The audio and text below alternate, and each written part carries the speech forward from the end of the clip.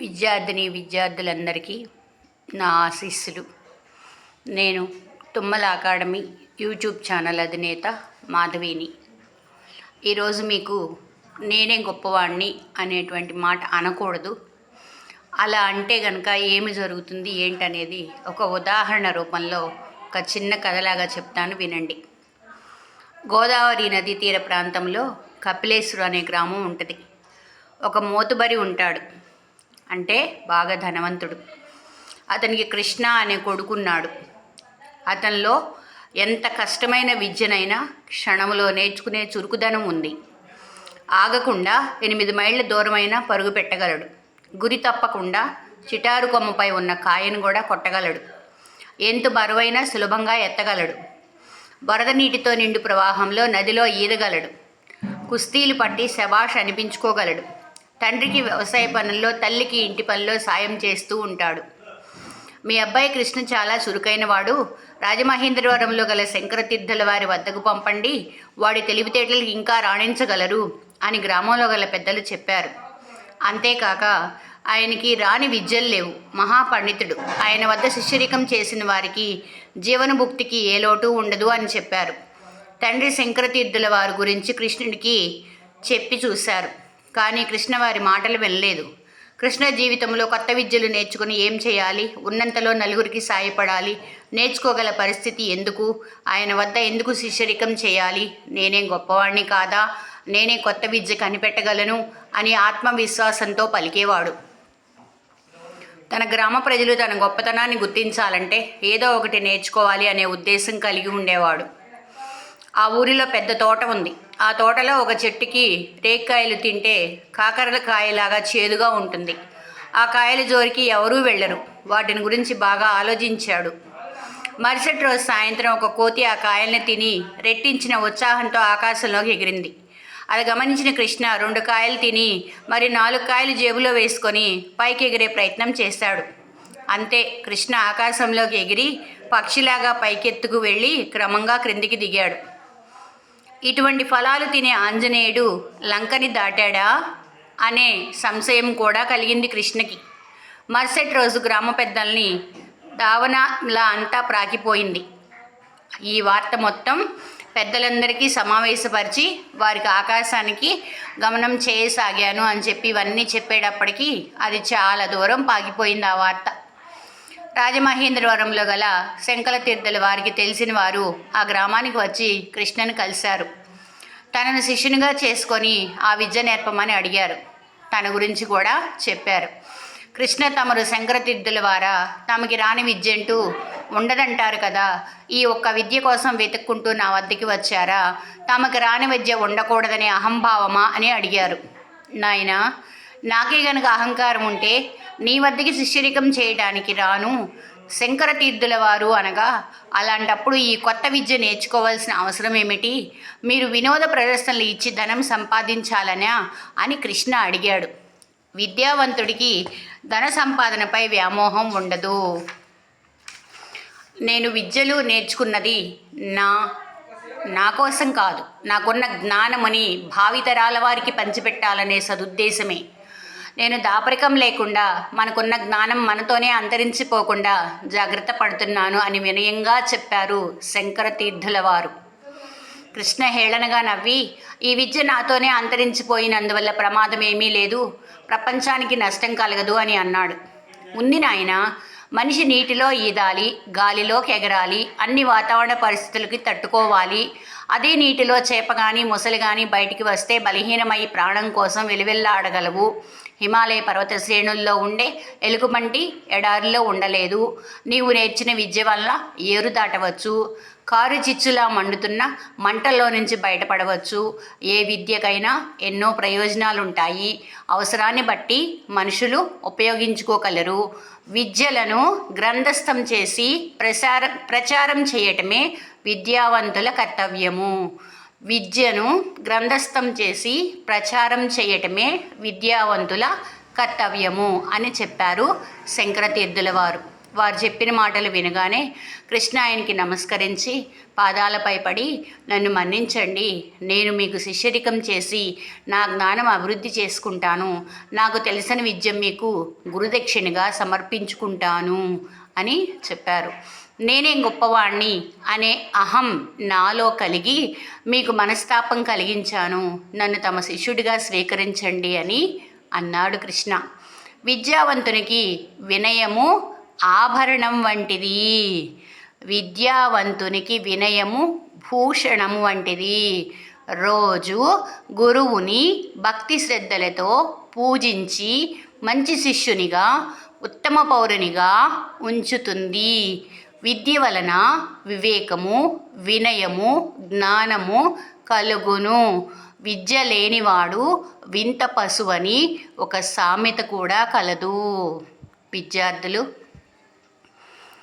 బాగా 1-2 సార్లు విని దీనిలో ఎంత నిజముందో తెలుసుకోండి. ఎంత తెలిసినా ఒక లెక్చరర్, ఒక గురువు గారు, చాలా మంచి గురువు, అనుభవం ఉన్నటువంటి గురువు, 90 ఏళ్ళు 80 ఏళ్ళు దాటినా కూడా ఇంకా పుస్తకాలు చదువుతానే ఉంటాడు గ్రంథాలయంలో కూర్చొని. ఎందుకు సార్ ఇంకా మీరు ఇప్పుడు సంపాదించిన జ్ఞానం చాలేదా అని నేను అడిగితే, బాగా దాహంగా ఉన్న కాకి ఒక కుండ నిండా నీళ్లుంటే తాగటానికి ఆ కుండ మీదకి ఎక్కి తన ముక్కు నోట్లో కుండలో నీళ్ళల్లోకి ముంచి పైకి తీసి అది ముక్కు బయటికి తీసి మింగేటప్పుడు కాకి నోట్లో నుంచి పడిన నీటి బొట్టంతా నా జ్ఞానము. అసలు నేనేం చదివానమ్మా, ఏం నేర్చుకున్నానో, ఇంకా చదవాల్సింది, నేర్చుకోవాల్సింది చాలా ఉంది. సముద్రాన్ని మనము అంచనా వేయగలమా? ఎంత నీరుందో సముద్రంలో? మనకి వయసుతో సంబంధం లేదు.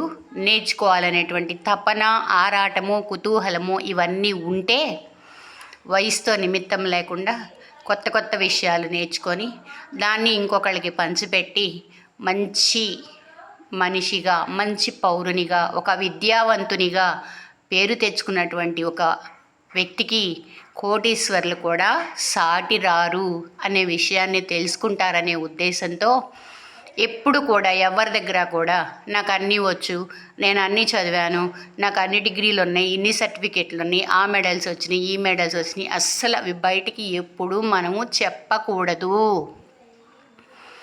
మన గురించి మనమే అంత డాంబికంగా పద్దాక చెప్పుకుంటే ఏమవుతుందంటే దాన్ని అహము, గర్వము అంటారు. ఎదిగిన కొద్దీ ఒదిగుండాలి. మీరు ఒక్కడ చెప్తున్నా గుర్తుపెట్టుకోండి, ఎన్నోసార్లు చెప్పాను. ఇన్ఫోసిస్ కంపెనీ అధినేతలు భార్యాభర్తలు ఇద్దరు, సుధామూర్తి, నారాయణమూర్తి గారు ధనవంతులు, విద్యావంతులు.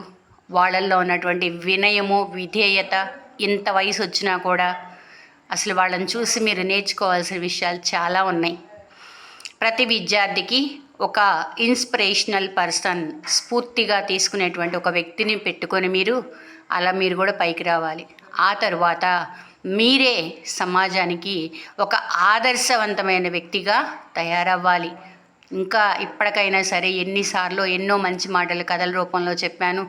ఈరోజు మళ్ళా చెప్పాను మీకు, నేనే గొప్పవాడినని మాత్రం అమ్మాయిలైనా అబ్బాయిలైనా ఎక్కడ ఆ మాట వాడద్దు. మీరు బాగా చదివిన వాళ్ళని ఎవరన్నా అన్నా ఏముందులేండి ఆ చదువు, ఇంకా చదవాల్సినవి నేర్చుకోవాల్సినవి చాలా ఉన్నాయి అని చెప్పండి.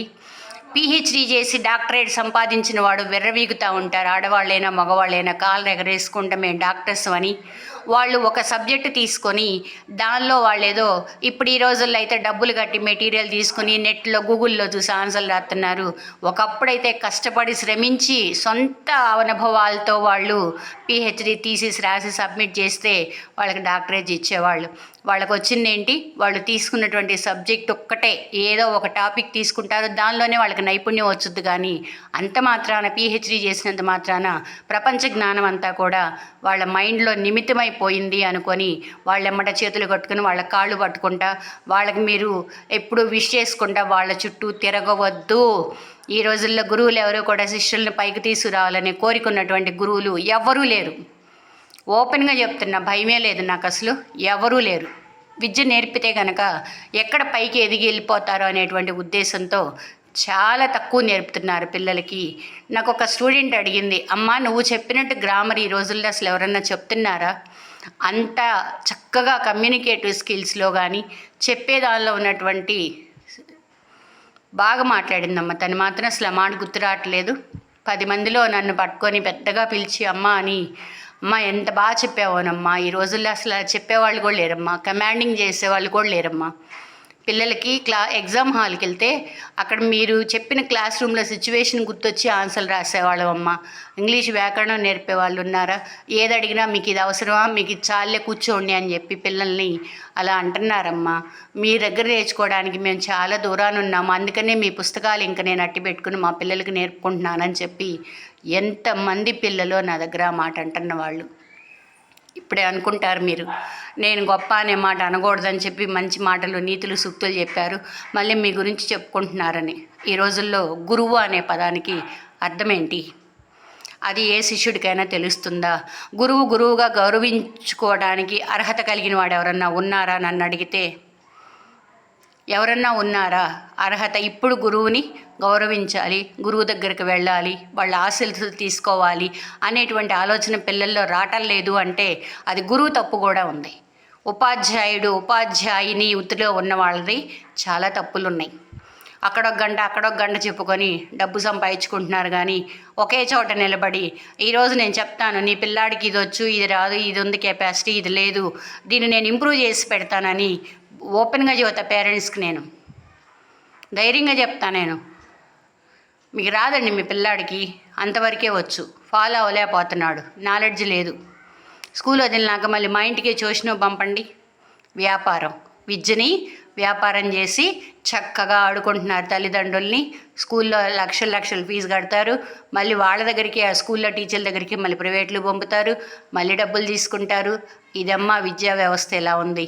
దీన్ని బట్టి పిల్లలు అర్థం చేసుకొని చక్కగా మంచి గురువుని ఎత్తుక్కొని మంచి మార్గాన్ని జీవితంలో ఒక మంచి స్థాయిలో మీరు ఉంటే చూసి సంతోషపడే గురువుని వెతుక్కొని చక్కగా మీరు ఉన్నత స్థితికి రావాలని ఆశపడుతూ ఆశిస్తూ దీవిస్తూ బాయమ్మ అందరికీ.